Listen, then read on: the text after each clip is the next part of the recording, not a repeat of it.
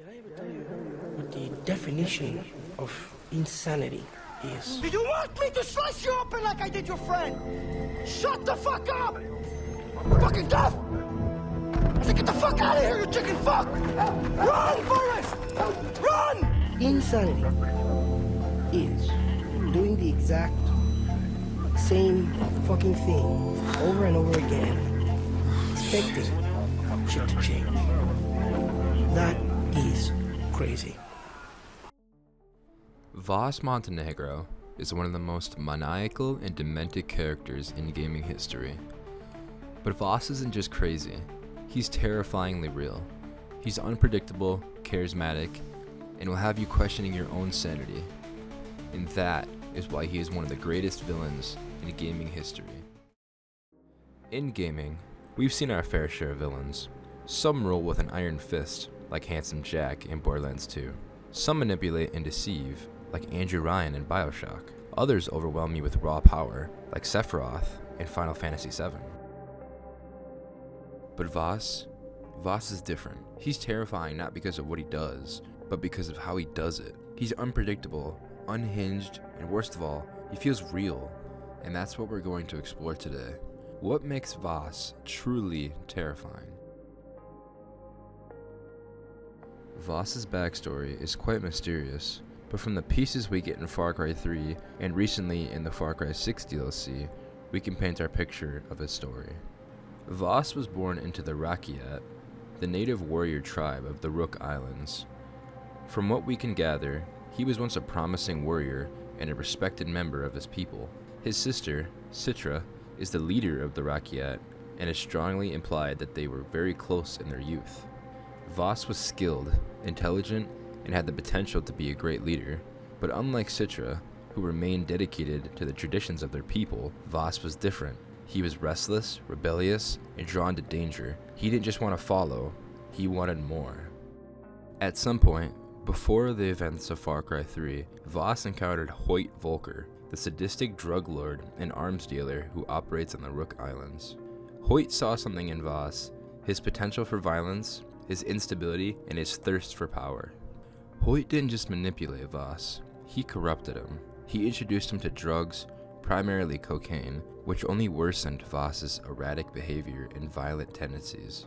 Under Hoyt's influence, Vaas abandoned his people and became the ruthless second-in-command of Hoyt's operation. Vaas betrayed the Rakyat, burned bridges with his family, and embraced a life of chaos. The young warrior, with promise, had become the most feared man on the island. One of the most tragic aspects of Vaas's story is his relationship with his sister, Citra. It's implied that she tried to save him from his self-destructive path, but by the time she realized what he had become, he was too far gone. Their relationship is layered with complexity. Some theorize that Citra manipulated Vaas just like Hoyt did, using him until he no longer served her purpose. Others believe Vaas loved his sister deeply, but felt abandoned when she rejected him. Whatever the truth, by the time Far Cry 3 takes place, Vaas and Citra are enemies. She sees him as a traitor, and he sees her as a self-righteous liar.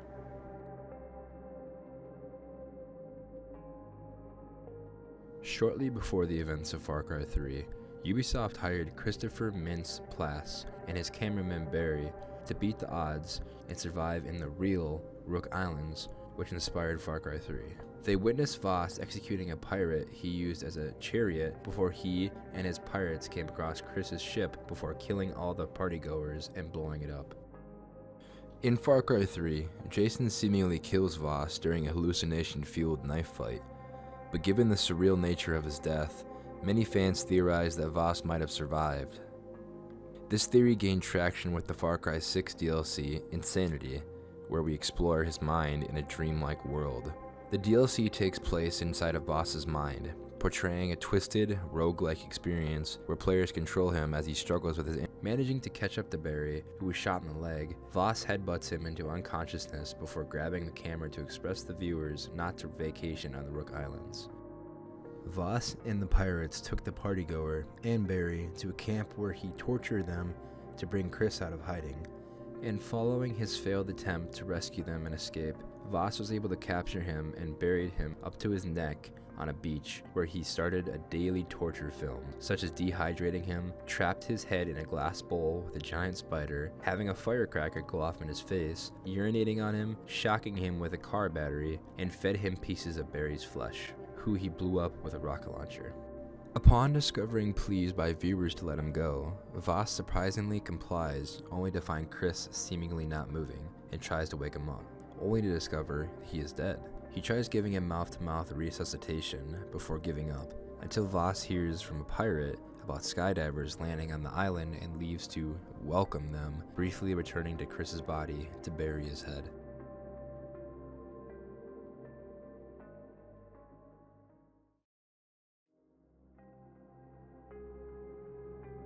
Most people aren't aware, but during the group trip right before the events of Far Cry 3, when Jason and his friends were in Bangkok, they hear about an island where you can do anything, from Doug, who was the nightclub DJ, and who also happened to work as a spotter for Vaas. The DJ saw potential in the kids for Vaas, noticing the spending spree of their parents' money. They then decide to take the DJ up on his offer, seeing a great opportunity to do whatever they want on a mysterious island. So, they do a blind skydive over the Rook Islands, not knowing what to expect. Little did they know, Vaas and one of his pirates were watching them descend, quickly running to go find where they were landing. After landing, Vaas and his pirates soon capture them. While Jason and his older brother Grant are tied up, Vaas explains how he's going to ransom them for large amounts of money from their parents. It is revealed later that even after receiving the ransom money, Vaas would still sell them as slaves for increased profit. While imprisoned in bamboo cages, watching as other prisoners are taken away, Grant, a former soldier, devises an escape plan. He and Jason manage to break free from their cage and attempt to sneak past the guards. However, Vaas, already expecting such a move, ambushes them. Without hesitation, he executes Grant, shooting him in the neck. As Grant chokes on his own blood, Vaas turns to Jason. Instead of killing him immediately, he taunts him, calling him a little rich boy and nothing. He gives Jason a head start before unleashing his men and dogs after him, turning his escape into some sick game. Jason barely survives, escaping into the jungle, where he is rescued by the Rakyat warrior Dennis Rogers. After escaping Vaas's camp, Jason begins his transformation into a warrior, slowly dismantling Vaas's operations. He takes down pirate outposts, kills Vaas's men, and rescues his captured friends one by one. Vaas, however, is not idle. He quickly realizes Jason is more resilient than he initially thought and begins actively hunting him. His approach is theatrical, psychological, and sadistic. He doesn't simply want Jason dead, he wants him broken. Some of Vaas's most memorable moments occurred during this psychological warfare. After Jason's attacks begin to disrupt Vaas's operations, Vaas captures him once more. This time, he gives Jason another twisted lecture about insanity before tying a cinder block to his foot and throwing him off a cliff into a river. Vaas, as always, assumes Jason is dead, but Jason miraculously escapes, cutting himself loose and resurfacing. Enraged that Jason is still alive, Vaas escalates his efforts. He traps Jason in an old wooden building and sets it ablaze. As the fire engulfs everything around Jason, Vaas' voice taunts him over the radio, relishing in the idea that Jason will either burn alive or suffocate. But Jason once again survives, escaping through a crumbling floorboard just as flames consume the building. Jason's increasing violence and willingness to kill play directly into Vaas's philosophy that insanity is doing the same thing over and over while expecting different results. By this point, Vaas believes Jason is becoming just like him.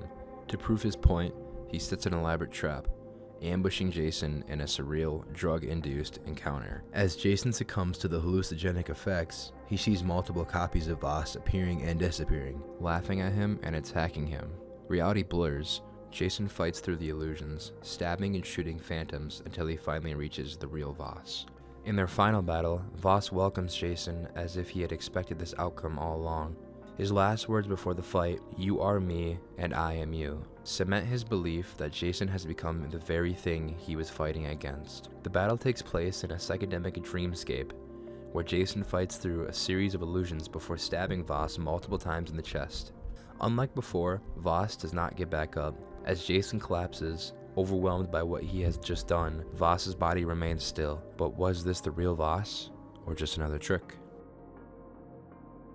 Even in death, Vaas's presence lingers all over the island, ending with Jason himself. He represented chaos, addiction, and destruction, and in many ways, Jason's journey mirrors his. By the time Jason has defeated Hoyt Volker and freed the island, he is no longer the person that he was when he first arrived.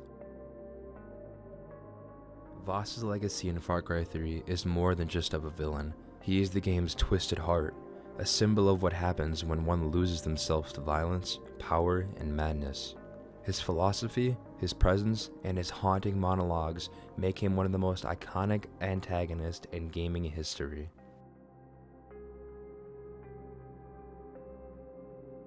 In Far Cry 3, Jason seemingly kills Vaas during a hallucination-fueled knife fight, but given the surreal nature of his death, many fans theorize that Vaas might have survived. This theory gained traction with the Far Cry 6 DLC, Insanity, where we explore his mind in a dreamlike world.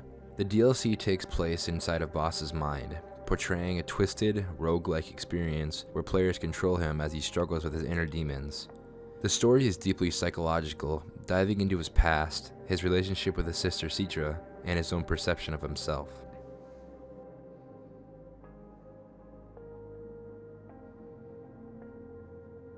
Vaas's unhinged charisma, unpredictable nature, and the chilling realism of his insanity make him a character that lingers in your mind long after the game ends. He's not just an obstacle in Far Cry 3, he is an experience, a force of chaos that always keeps you on edge, never knowing what he'll do next. Few villains capture that perfect blend of fear and fascination, and that's what makes Vaas truly unforgettable. Thanks for watching. If you enjoyed this video, make sure to like and comment for more characters you want to see a detailed breakdown of.